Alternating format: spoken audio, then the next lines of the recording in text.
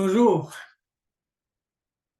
Nous continuons, nous avons presque terminé le cours sur l'ecclésiologie, c'est-à-dire la doctrine biblique de l'Église. Et la 11e leçon, l'avant-dernière, touche la question des relations entre les églises. Quelle devrait être la relation entre les églises? Nous avons parlé de la définition de l'Église et comment elle devrait fonctionner en dedans de son propre domaine. Mais il y a une autre vérité pourtant, qu'aucune Église ne doit ignorer. Et cette vérité est qu'il y a d'autres Églises. Pour certains, on dirait que c'est une réalité désagréable. Mais pour la grande majorité, c'est vu comme un avantage, une grande bénédiction. Cela n'empêche pas que cette réalité apporte ses propres difficultés. Parce que là où il y a des êtres humains, il y a des problèmes. C'est normal. Mais avant de commencer, nous devons nous rappeler dans ce contexte que l'Église locale est indépendante et complète en soi.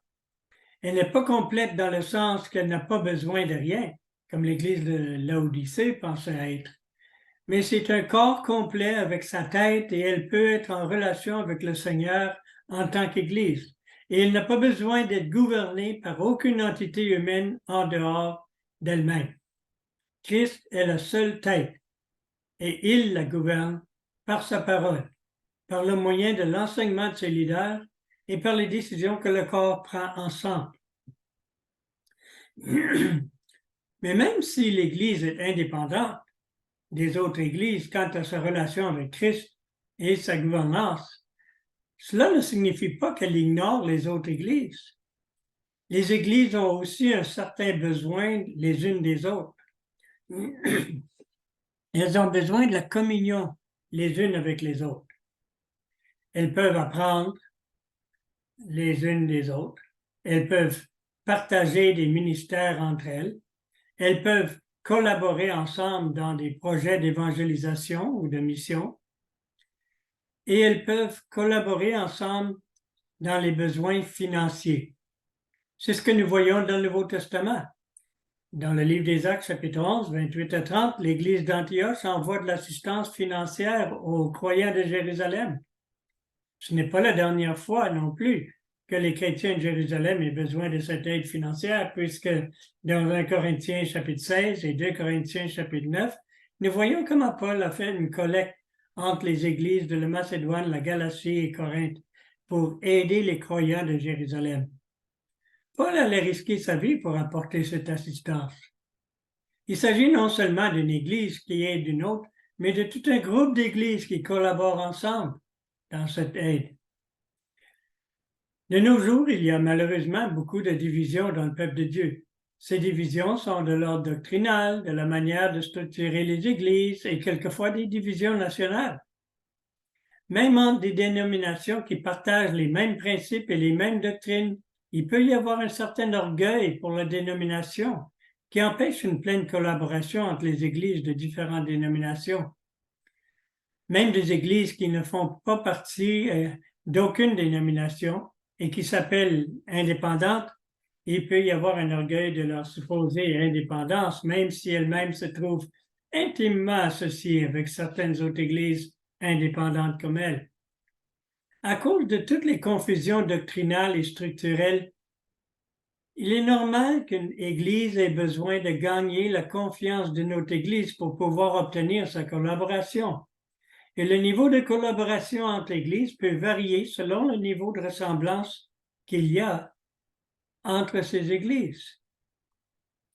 Les leaders ou pasteurs des Églises aussi ont besoin d'avoir une communion fraternelle avec d'autres qui partagent des responsabilités et des préoccupations semblables aux leurs.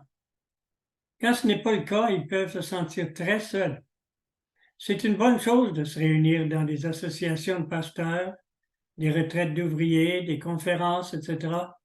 C'est une bonne chose pour un pasteur d'avoir de l'amitié avec d'autres qui peuvent s'aider mutuellement. Une église peut souvent bénéficier de l'enseignement d'un pasteur de notre église.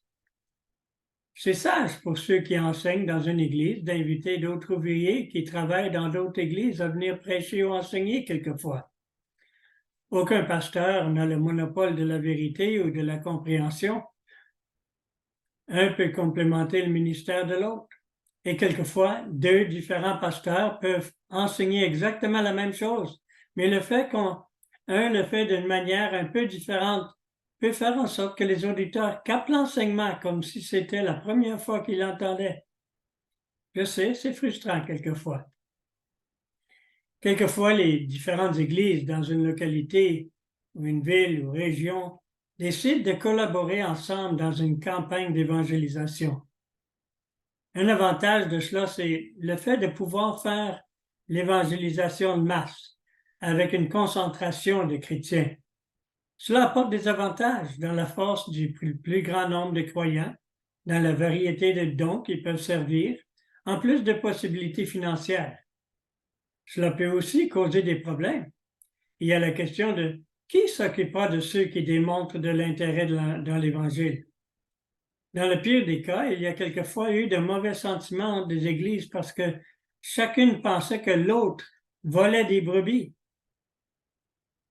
Mais d'autres fois, le problème peut être le contraire. Par un excès de respect envers l'autre église, ni une ni l'autre s'occupent de personnes intéressées qui auraient besoin d'être suivies. Pour cette raison, il est important qu'une campagne de ce genre soit très bien organisée. Une manière plus simple de collaboration dans l'évangélisation consiste en une église qui fait la campagne et d'autres églises viennent appuyer par leur présence et l'aide dont on peut avoir besoin, mais que ce soit très clair quelle église est responsable pour la campagne. Dans un autre moment, cette église peut à son tour appuyer l'autre quand elle fait une campagne. Ce qui est important, c'est qu'il y ait des lignes de conduite clairement définies entre les églises qui collaborent. On ne peut pas nier que les églises évangéliques ont une responsabilité mutuelle entre elles. Si Jésus a parlé de la responsabilité d'aimer son prochain dans le contexte des Juifs et des Samaritains, combien plus les différentes églises évangéliques devraient reconnaître la responsabilité de s'intéresser les unes pour les autres. Et cet intérêt, cet amour, doit prendre une forme pratique, dans le sens d'aide, que ce soit dans le domaine financier, dans le travail ou tout simplement en s'encourageant mutuellement.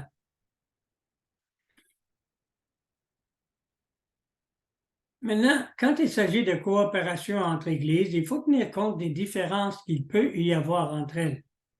Quand il y a des différences dans la doctrine ou dans la pratique, devraient-elles collaborer? Il n'y a pas de réponse simple. Cela peut dépendre du niveau de différence. Ça dépend aussi du sujet dans lequel elles diffèrent. Pour le moment, prenons pour acquis qu'il s'agit d'églises évangéliques qui partagent la même doctrine concernant l'inspiration des Écritures, la Trinité, le salut par grâce, par le moyen de la foi. Au fond, ces églises partagent la même foi. Mais il y a des différences. Une église enseigne, par exemple, que l'enlèvement des croyants, leur rencontre avec Jésus dans les airs, sera suivi par une période de 7 ans de tribulation sur la terre, après lequel il y aura le retour de Christ sur la terre, suivi par le règne de Christ pendant 1000 ans. Une autre église enseigne que la période appelée la tribulation précède l'enlèvement, qu'elle dure pendant 7 ans ou qu'elle soit parallèle avec le temps de l'église sur la terre. Une autre église ne croit pas qu'il y aura un règne de 1000 ans sur la terre après la venue de Christ. Il y a aussi des différences quant à l'avenir de la nation d'Israël. Quelques-uns croient que Christ va régner à travers la nation d'Israël. D'autres croient que le but de cette nation, selon la chair, s'est pleinement accompli avec la première venue de Christ. Tous ces points de vue incluent la croyance dans le retour de Christ en gloire. Mais il y a des églises qui ne peuvent pas avoir aucune collaboration, même pas de communion fraternelle, à cause de ces différences sur l'avenir. C'est triste quand même. Il y a aussi des différences quant au passé, c'est-à-dire les questions d'élection, de prédestination, de libre arbitre. Est-ce possible de collaborer avec une église évangélique qui a des croyances radicalement différentes des nôtres dans ces questions? La différence doctrinale plus commune de nos jours, c'est la question des dons spirituels. C'est un sujet qui continue à diviser les croyants. Les uns croient que tous les dons qui existaient dans le temps apostolique existent encore aujourd'hui. D'autres croient que certains de ces dons ont accompli leur but dans le temps apostolique et qu'ils ne sont plus nécessaires. Des croyants avec des positions contraires sur cette question, quelquefois, ressentent beaucoup d'hostilité les uns envers les autres. Comment est-ce que des églises ayant des positions différentes dans ces questions peuvent collaborer ensemble? Et nous n'avons pas parlé de la question du baptême. Il y a des évangéliques sincères qui croient dans le baptême des bébés. Personnellement, je ne sais pas comment ils peuvent justifier cette pratique, mais ils sont sincères, ils sont croyants, ils sont évangéliques. Que faisons-nous avec eux? La collaboration entre églises qui ont des convictions différentes sur ces questions, qui ont leur importance en soi, dépend de 1. L'importance qu'elles donnent à ces questions, 2. La confiance qu'il y a entre les leaders et après entre les membres des différentes églises, et 3. L'activité dans laquelle il s'agit de collaborer. Par exemple, si une église avec tendance calviniste est impliquée dans un programme d'évangélisation avec une église au style Pentecôte, par exemple, ayant une tendance arminienne, elles peuvent prêcher l'Évangile ensemble. Mais quand il s'agit de faire le suivi des nouveaux croyants, elles devraient le faire chacune à part. Sinon, les nouveaux croyants se trouveront devant toute une confusion de la part des uns qui veulent qu'ils sachent qu'ils ont déjà la sécurité de leur salut, qu'ils ne peuvent pas se perdre, et les autres qui voudraient peut-être les avertir qu'ils pourraient perdre leur salut s'ils ne sont pas fidèles. Imaginez si 2 personnes avec ces 2 convictions cherchaient à suivre la même personne. Ou les uns voudraient qu'ils sachent qu'ils ont déjà tout ce dont ils ont besoin en Christ et les autres les diraient qu'ils ont besoin d'un baptême du Saint-Esprit. La collaboration, si elle existe, consisterait dans le fait que les 2 églises comprennent bien leurs différences en enseignant leurs convertis séparément. Cela prendrait toute une honnêteté et une confiance mutuelle.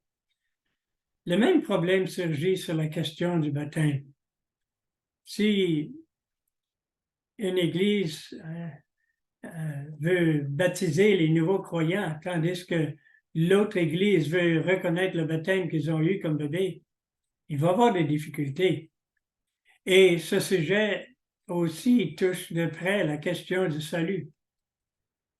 Dans la question d'eschatologie, c'est-à-dire la théologie concernant les derniers temps, nous avons vu qu'il y a des différences concernant la croyance dans un règne terrestre futur, concernant la tribulation et concernant Israël. Si les uns croient que les autres sont trop libérales et les autres considèrent que les premiers sont des hérétiques, c'est clair qu'ils ne peuvent pas collaborer. Mais ça n'a pas besoin d'être comme ça. Il y a des églises avec 2 pasteurs ou plus dans lesquelles chacun enseigne une position eschatologique différente, encourageant les membres d'arriver à leur propre conclusion. Pour eux, il n'y a aucune difficulté à collaborer, puisqu'ils ne considèrent pas que la différence a une importance majeure. Ce sont des sujets qui ne changent rien au message du salut. Chaque leader, donc, et chaque Église doit examiner ses propres convictions, sa propre conscience, pour savoir ce qui est la meilleure chose à faire dans son cas. En même temps, il faut respecter l'autre qui arrive à une conclusion différente. De toute façon, en général, je pense que l'évangélisation la plus efficace est celle que chaque Église fait dans son milieu. Maintenant, il y a aussi la question de coopération entre des églises qui ne partagent pas la même foi, la question œcuménique. Le mot œcuménique a plus d'une signification. Par exemple, quand le pape convoque un conseil œcuménique, il s'agit de quelque chose à l'intérieur de l'Église catholique romaine et non pas une conférence entre différentes religions. Le mouvement œcuménique moderne, toutefois, est une tendance qui a commencé avec les protestants à vouloir unir les églises qui ont différentes croyances et pratiques. Dans un sens plus large, ils voudraient inclure non seulement les protestants et les catholiques, mais aussi les juifs, les musulmans, les bouddhistes, les hindous, etc. Le syncrétisme est important dans ce mouvement. L'idée qu'il faut faire ressortir le bien de toutes les religions et tout réunir ensemble. Cela peut sembler surprenant donc que le mouvement œcuménique moderne a pris naissance parmi les évangéliques. Seulement, dans son origine, c'était un effort d'unir les voix évangéliques devant le public. Peu à peu, cela s'est élargi en s'organisant dans le Conseil mondial des Églises. Et de nos jours, il y a bien plus d'églises protestantes non évangéliques que d'églises évangéliques qui participent. Cette même organisation a mis des entraves à l'entrée des missionnaires évangéliques dans certains pays. Le Conseil mondial des Églises participe dans tous les aspects de la société, la politique inclus. Le docteur Whitcomb a fait une liste des avantages et des désavantages de l'écuménisme. D'abord, les avantages. Ceux qui sont en faveur de l'écuménisme protestent sur l'écuménisme protestant souligne que c'est la réponse à la prière du Seigneur afin que tous soient un, Jean 17, 21. Ils disent que c'est le remède à la grande faiblesse du protestantisme dû à ses divisions, l'argument préféré des apologistes catholiques romains. En deuxième lieu, ce serait plus économique en vue de la pénurie de pasteurs, d'argent et d'administration. Troisièmement, ça ferait un plus grand mouvement avec plus de personnes ensemble, serait plus encourageant. Mais les désavantages et les dangers. Il y a la faiblesse doctrinale. 2, le manque de vision missionnaire. 3e, la perte de zèle évangélique. Et 4e, l'histoire ne nous donne pas de cas de grands mouvements spirituels qui ont été produits par l'union des Églises. C'est important de reconnaître qu'il y a une différence entre unité et union. Jésus a prié pour l'unité des vrais croyants et non pas pour l'union. L'union des Églises ne produit pas nécessairement l'unité et il peut y avoir de l'unité sans avoir d'union. Au Canada, par exemple, il y avait 3 dénominations qui étaient plutôt évangéliques dans leur majorité. Et ces dénominations ont pris la décision de s'unir. Les méthodistes, les presbytériens et les congrégationalistes. Les méthodistes évangéliques avaient une doctrine très arménienne et ils voyaient dans cette doctrine leur motivation pour évangéliser. Les presbytériens évangéliques étaient fortement calvinistes et cela a influencé leur évangélisation. Les méthodistes avaient une forme de gouvernement épiscopal. Les presbytériens avaient leur forme de gouvernement presbytérien et les congrégationalistes avaient un gouvernement congrégationnel, évidemment. Ces 3 dénominations ont collaboré entre eux et au début du 20e siècle, ils ont pensé que ce serait une bonne idée de s'unir. Éventuellement, ils ont formé The United Church of Canada, l'Église unie, en 1925. Chaque dénomination semble avoir sacrifié jusqu'à un certain point la doctrine qui était la plus précieuse pour eux. La nouvelle dénomination, à travers les années, est devenue de moins en moins évangélique et aujourd'hui, il est difficile de trouver parmi eux des personnes qui croient que la Bible est la parole inspirée de Dieu ou qui croient que le salut est par grâce par le moyen de la foi en Jésus-Christ. Cette Église unie est une des dénominations qui font le plus d'efforts pour pousser l'écuménisme canadien aujourd'hui. C'était une union dans laquelle chaque dénomination a dû mettre de côté les valeurs évangéliques qu'ils avaient. Maintenant, y a-t-il une manière dans laquelle nous pouvons coopérer avec des églises qui ne professent pas du tout une foi évangélique? Il y a un récit intéressant dans le livre d'Esdras, quand le peuple d'Israël était retourné à Jérusalem depuis Babylone. Ils étaient en train de reconstruire le temple. Dans Esdras, chapitre 4, versets 1 à 3, nous lisons ce qui suit. Les ennemis de Juda et de Benjamin apprirent que les fils de la captivité bâtissaient un temple à l'Éternel, le Dieu d'Israël.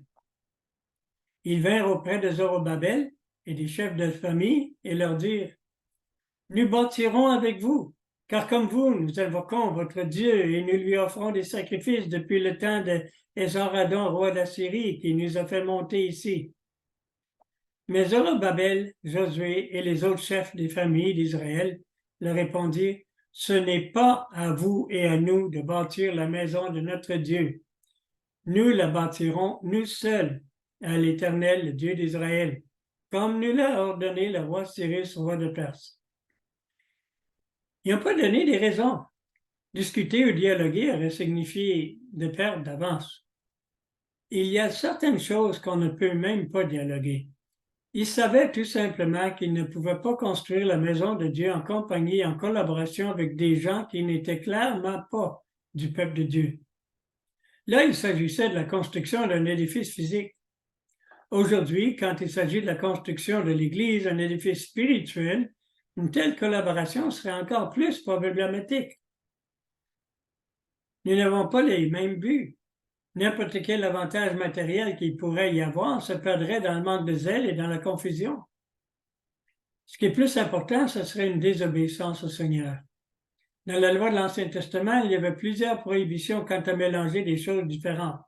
Ces prohibitions cérémonielles, qui à première vue semblent avoir peu d'importance, servent comme illustration du problématique du mélange entre le peuple de Dieu et ceux qui ne le sont pas. Le psaume 1, verset 1, dit « Heureux l'homme qui ne marche pas selon le conseil des méchants, qui ne s'arrête pas sur la voie des pécheurs et qui ne s'assied pas en compagnie des moqueurs. » Parmi les églises protestantes, et je fais allusion ici à leurs leaders, prédicateurs et administrateurs, il y en a beaucoup qui mènent ouvertement une vie que nous considérons comme étant immorale. Ils se moquent de la foi évangélique, de la résurrection, de la doctrine de la rédemption, de l'inspiration de la Bible, etc. Ce sont des moqueurs. S'ils n'ont pas la même moralité, ni la même autorité, ni le même sauveur, comment pourrions-nous collaborer ensemble avec eux dans l'édification de l'Église? Quelle communion est-ce qu'il peut y avoir entre nous? C'est pour cette raison que je rejette personnellement l'étiquette protestant.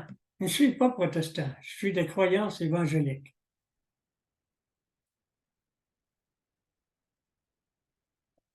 Nous allons arrêter ici pour le moment,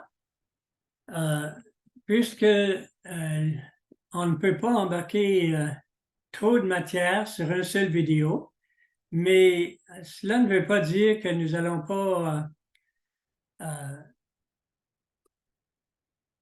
continuer cette même leçon dans une deuxième vidéo que je vais donner aussitôt.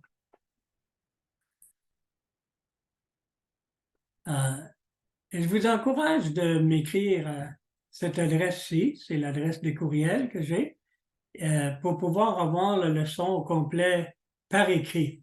Parce que la leçon par écrit inclut des exercices que vous pourriez trouver intéressant de faire. Et maintenant, nous allons